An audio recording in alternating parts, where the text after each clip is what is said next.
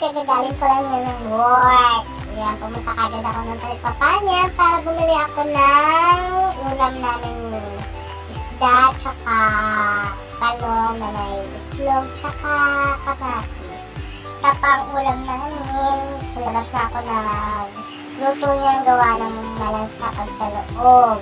Kaya pinarito ko lang yan, tapos yung kamatis tsaka yung itlog pinagsama ko lang.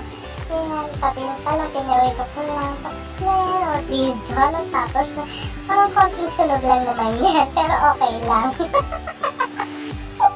Ayan ang aming ulam for this video, tag-ahin na ako. Actually, masama ang pakiramdam ko niyan.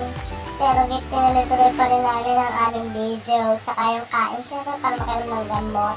Ay, minadali ko na yan. Kami dalawa ni Kennedy. O, diba? Sarap ng kain namin. Ako nakakamay pa, tsaka nakataas yung paa. Sarap ng kain. O, yung anak ko, ang dami na kain.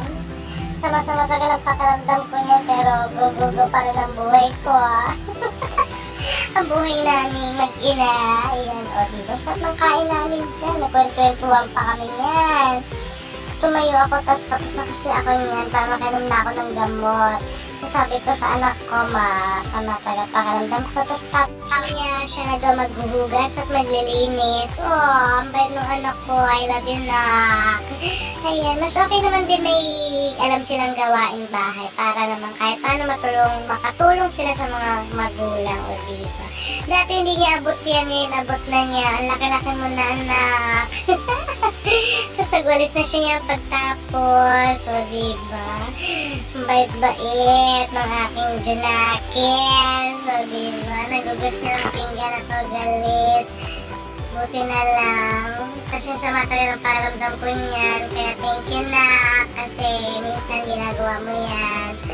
Love you. Ayan lang for today's video. Thank you po. Bye-bye.